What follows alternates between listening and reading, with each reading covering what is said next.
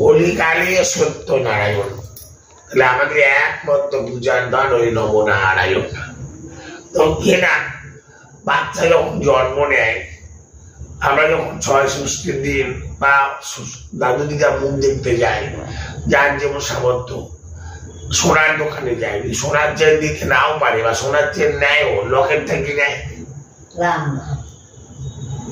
অনেকে বলে আমি শৈব, আমি শাক্ত, আমি গানপত্য। গানপত্য মানে গণেশের ভক্ত, শৈব মানে আমি শিব ভক্ত, শাক্ত মানে আমি কালী ভক্ত, মানে আমি হরি ভক্ত না। অনেকেই কৃষ্ণ ভক্ত না, অনেকে স্বীকার করতে যাই না। কিন্তু আমি গ্যারেন্টি দিয়ে বলবো, বিষ্ণু বা নারায়ণ ভক্ত ছাড়া দিয়ে জগতে কিছু হতেই পারে না। যেদিন জন্ম নিবে সেদিন বাড়ির লোকরাও ছুটে যাবে, ওই মুখ দেখতে করে লকেট নিবে, রাম নাম, শিব নেয়, কালী নেয়, দুর্গা ছবি নেয়, বাচ্চার গলা কি দেয় লকেট, রাম নাম। ৬ ষষ্ঠীর দিন কীর্তন দিয়ে ডাকে কি বলি, রাম নাম করো, হরি নাম করো।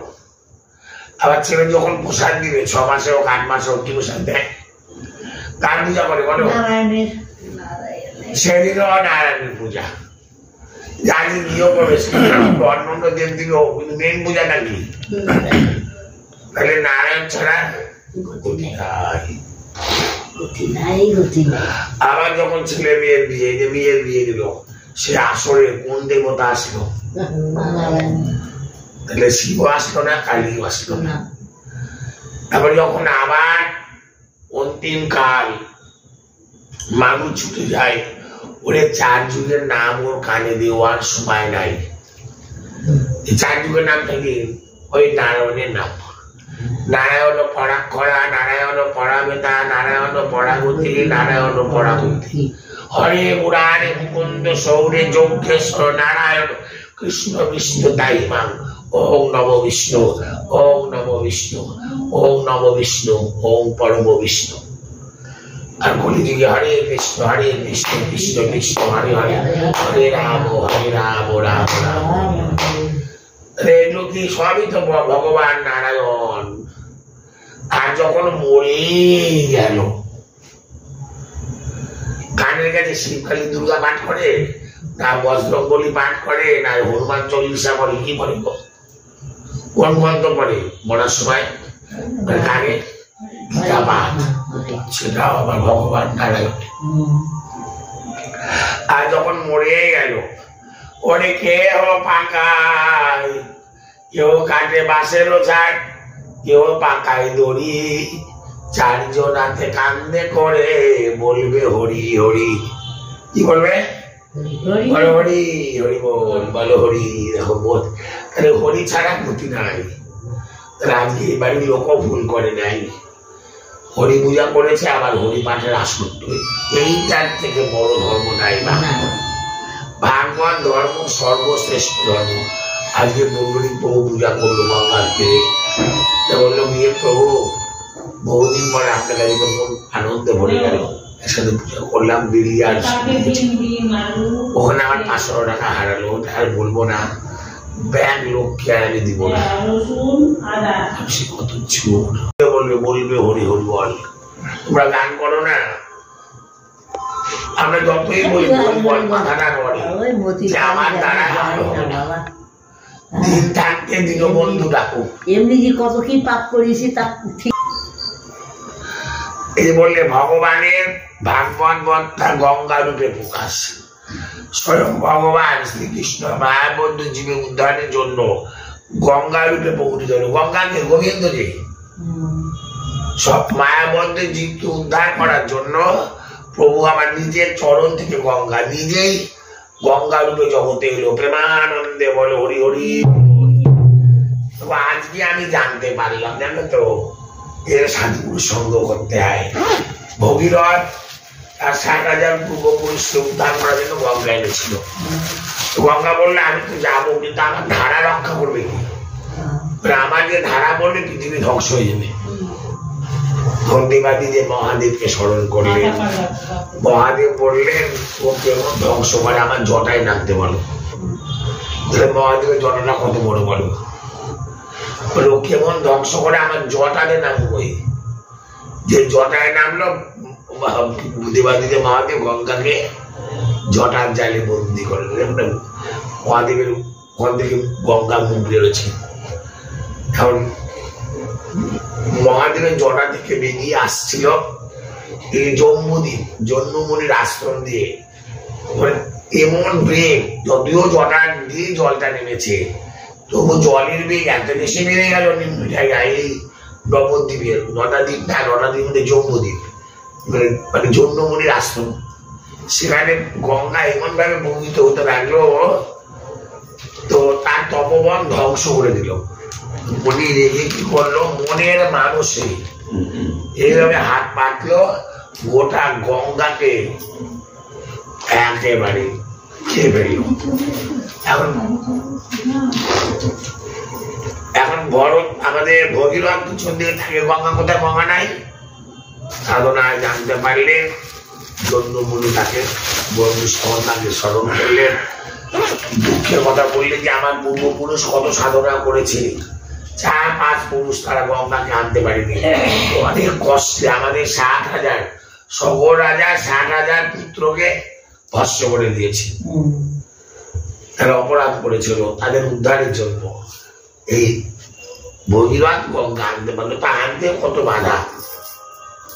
বললো বাবা আমি তো খেয়ে ফেলেছি, এখন যদি আমি উগড়ে দিই, বমি করলে কি হবে, গঙ্গা পবিত্রতা থাকবে না। পায়ু মানে পায়খানা দাঁত দিয়ে বার করলেও গঙ্গার মাহাত্ম আর থাকলো না। তখন কি করলেন, নিজের জঙ্গা মানে থোড়া কেটে জঙ্গা কেটে গঙ্গা বার করলো। তার নাম হলো জাহ্নবী। জঙ্গা কেটে বার করলো, তাই গঙ্গার আর নাম হলো জাহ্নবী বা জন্মমুনির, মানে প্রসব করলো, খেয়ে বার করা মানে তার পুত্র কন্যা, জন্মমুনির কন্যা, তাই জাহ্নবী বা জঙ্গা কেটে বার হলো, তাই নাম হলো জাহ্নবী। আনতে আনতে আজকে প্রথম শুনলাম আমাদের যে ফারাক্কা ভাগবতী ভগীরথ, এইখানে আসার পরে একটা মুনি বাস করতো, মুনির নাম পদ্মমুনি। কি মুনি? পদ্মমুনি ওই গঙ্গাকে চুরি করে আবার উল্টা দিকে হাঁটলো, কোন দিকে, বাংলাদেশের দিকে। আবার তাকে দেখে গঙ্গা নাই, ওরা আবার প্রার্থনা করলেন। ওই চুরি করে নিয়ে গেছিল গঙ্গাকে ভাগ করে, তাই এপারে হলো গঙ্গা, ওপারে পদ্মমুনির নামে হলো পদ্মা নামটা আজকে জানতে পারলো, ওই পণ্ডিতবাবুর মুখে এই নতুন পাতা ঢুকলো। যেহেতু পদ্মমুনি ওটা চুরি করেছিল, তাই পদ্মমুনির নামে হলো ওটা পদ্মা। আর এটার নাম ভাগবতী, ওটা কেন গঙ্গা, ভগীরথ এনেছিল, তাই গঙ্গার নাম ভাগীরথী। এইভাবে গঙ্গা প্রবাহিত হলো। গঙ্গার এমন মাহাত্ম, যদি মৃত ব্যক্তি সেই গঙ্গা, এই যে আমরা বলি না যে অস্থি নিয়ে যায় ভগীরথ, এর দারুণ মাহাত্ম। এক টুকরা ছাই যদি গঙ্গায় যায়, সে আর নরকে যায় না। বুঝতে পারলাম, আমার এমনি মানুষ কষ্ট করে নিয়ে যায় গো, কথা বুঝতে পারছো? মানে মৃতদেহ যদি মরার হাড়ও পড়ে থাকে, কোনো কারণে গঙ্গার জল তার মধ্যে পড়ে, সে যদি নরকে যায়, সেখান থেকে গোলক বই উঠে যায়। গঙ্গার এত মাহাত্ম, তাই প্রতিদিন পাবনি গঙ্গা শান্তি দেয়নি, গঙ্গা হর হর বা গঙ্গা, বলে গঙ্গা দেবীকে, গঙ্গা দেবীকে, গঙ্গা মাহাত্ম কি। স্বয়ং ভগবান শ্রীকৃষ্ণ মায়াবদ্ধ জীব উদ্ধারের জন্য গঙ্গা রূপে প্রকটিত হয়েছে। চৈতন্য চৈতামিতে 15 অধ্যায়ে মহাপ্রভু শ্রীকৃষ্ণ চৈতন্য বলেছেন, দারু জল রূপে কৃষ্ণ প্রকট সম্প্রতি দর্শনে স্নান করে জীবের মুখতি। দেখো মা, তুমি যদি গঙ্গা স্নান করতে না পারো, গঙ্গার দর্শনে মুক্তি। ভোরবেলা হাঁটলে একটু গঙ্গার পাড় দিয়ে হাঁটবা, গঙ্গাকে প্রণাম করবা। আমাদের এই না আত্রাই নদীর বিরাট মাহাত্ম, এটা পদ্মা নদী থেকে উৎপন্ন হয়েছে, আর পদ্মা থেকে মিশেছে। গঙ্গা ডবল যোগাযোগ হয়ে নেয়, বুঝতে পারলাম? পদ্মা নদী থেকে বাড়াচ্ছে, আবার শেষে কোথায় মিশছে, আবার পদ্মা পেয়ে মিশেছে। মানে তাই তো বলা হয় পূর্ণ দোয়াত্রী। আমরা বুঝি না তো, গৃহযোগী ভিক্ষা বাইরে যাত্রায় বলি যে মাহাত্ম আছে। এখানে স্নান করলে সর্বতীর্থের স্নান, বিধায় স্থানটা ওখানেই করলাম। আর মিনিস্টার বাড়িতে কি পাইতো, গঙ্গার নদীতে বাড়িতে জল যায়। জলব্রহ্ম সম বাচস্পতি কর জলে ব্রহ্মের সেবন। আলোচ্য প্রসঙ্গে মহাপ্রভু বলেছেন ভগবান শ্রীকৃষ্ণ দারু ব্রহ্ম রূপে, এবং জল দারু ব্রহ্ম মানে দারু ব্রহ্ম কাকে বলে বলো, দারু ব্রহ্ম কাকে বলে বলো? দারু ব্রহ্ম রূপে ভগবান প্রকটিত হয়েছে।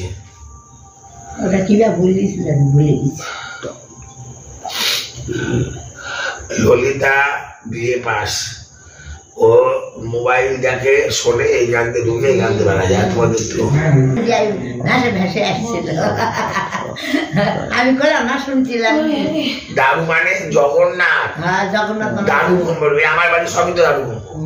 রাস্তাও দারু ব্রহ্ম, আবার রাধা গোবিন্দ দারু ব্রহ্ম, আবার বড়াই বুড়ি দারু ব্রহ্ম, কার্তিকটাও দারু ব্রহ্ম, গোপালটাও দারু ব্রহ্ম। তো মাটাও হতো ছেলেদের আপত্তি না, মা মৃন্ময়ী থাক, কাকের মা আমরা পুজো করবো না, ভাবলে ছেলেদের ইচ্ছে থাক, ওদের ইচ্ছা মৃন্ময়ী মা। মাটির প্রতিভা আমার বড় স্মরণ লাগে বাবা, মা যেন আমাদের মৃন্ময়ী আর চিন্ময়ী আর মাতৃপ্রতিভা থাক। তাই এখানে বললেন শ্রীকৃষ্ণ দারু ব্রহ্ম রূপে এসেছেন, আবার জল ব্রহ্ম রূপে। দেখো তাহলে গঙ্গায় স্নান করা মানে শ্রীকৃষ্ণ অবগমন করা। আজকে পাঠটা করছি কেন, আজকে হচ্ছে দশহরা গঙ্গা পূজা। বাড়িটা এমনি অনেক করছে, সমস্ত খরচা করে প্যান্ডেল করা, পূজা করা, অনেক করা, সব ভালো। ব্রহ্মরূপে সম্প্রতিকালে প্রকটিত হয়েছে দারু ব্রহ্ম কি শ্রী জগন্নাথ রূপে দর্শনে। যেমন জীবের মুক্তি, দেখো জগন্নাথকে দর্শন করলে রথের মাহাত্ম্য এমন যে একবার ওই রথে জগন্নাথ বলরাম সুভদ্রাকে একবার দর্শন করবে, যে একবার রথের দড়িতে একবার থাকবে, সে আর সেই জন্মে নরকে যাবেই না। বলো বৈকুণ্ঠ মাহাত্ম্য, জগন্নাথ মাহাত্ম্য। তাই ভগবান জীবের কৃপার জন্য জগন্নাথ দারু ব্রহ্ম রূপে, জল ব্রহ্ম রূপে ভাগবতে গঙ্গা স্নান করিলে জীবের পাপ নাশ হয়, সংসারে মুক্তি লাভ করতে পারেই পারে। এরকম আমরা কয়দিন আত্রায় চান করি, পাশে আত্রায় নদী করেছি আমি আগে ভালোই। না না কদিন করি, দৈনিকই করা উচিত। সার্বভৌম ভট্টাচার্যের ভাতা বিদ্যা বাচস্পতিকে মহাপ্রভু চৈতন্য দেব জল ব্রহ্মরূপে অবস্থিত ভাগবতী গঙ্গা আরাধনা করতে উপদেশ দেন। সার্বভৌম ভট্টাচার্যের ভাতাকে বাচস্পতিকে মহাপ্রভু বললে যাও জগন্নাথ দর্শন করো আর প্রতিদিন গঙ্গা স্নান করো, তোমার সর্বপাপ ধুয়ে যাবে। তাহলে পয়সা খরচা করতে হবে না, সাধুগুরু বৈষ্ণবকে খাওয়াতে বললো না, ভোগ লাগাতে বললো না, পয়সা খরচা করতে হবে না। বিবেক গোসাইকে ডাকবো, কি ডাকলে অটো ভাড়া চাই, অটো ভাড়া চাই, কীর্তনে বসা চাই। ব্রহ্ম মানে জগন্নাথ দর্শন, আর জল ব্রহ্ম মানে গঙ্গায় অবগমন। তাহলে সর্বপাপ বিনাশ। সহজ পথ কি বলবে ভগবান? তোমার যেটা পাঠ হবে দেখে 1 বছর পরে বই